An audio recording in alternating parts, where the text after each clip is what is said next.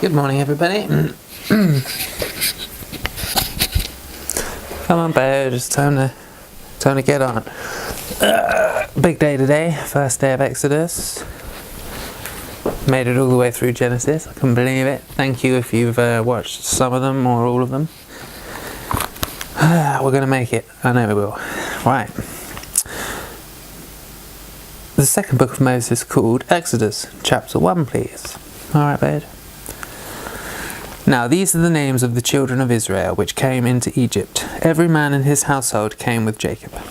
Reuben, Simeon, Levi and Judah, Issachar, Zebulun and Benjamin, Dan and Naphtali, Gad and Asher. And all the souls that came out of the loins of Jacob were 70 souls, for Joseph was in Egypt already. And Joseph died, and all his brethren, and all that generation. And the children of Israel were fruitful and increased abundantly, and multiplied and waxed exceeding mighty, and the land was filled with them.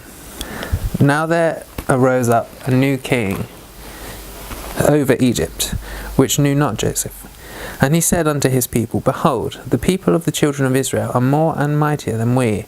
Come on, let us deal wisely with them, lest they multiply. And it come to pass, that when there falleth out any war, they join also unto our enemies, and fight against us, and so get them up out of the land.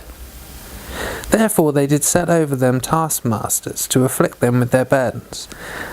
And they built for Pharaoh treasure cities, Pithom and Ramesses.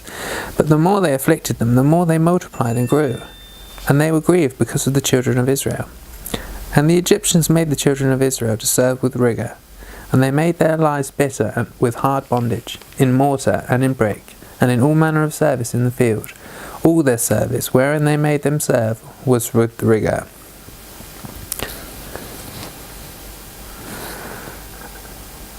And the king of Egypt spake to the Hebrew midwives, of which the name of the one was Shiphrah, and the name of the other Puah.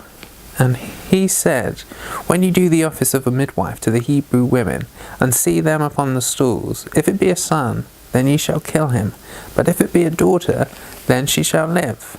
But the midwives feared God, and did not as the king of Egypt commanded them, but saved the men children alive.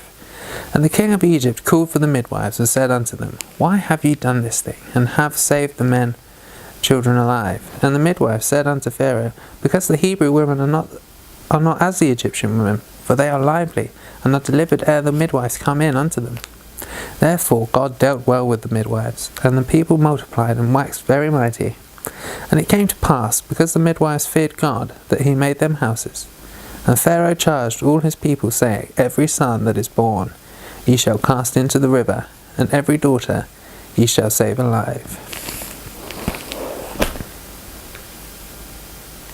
That's something that's happened in China. Have they still got the one-child policy?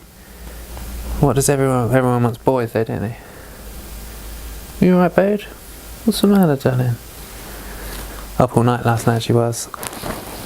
Nightmare. Anyway, Exodus. We're off. Stick with it.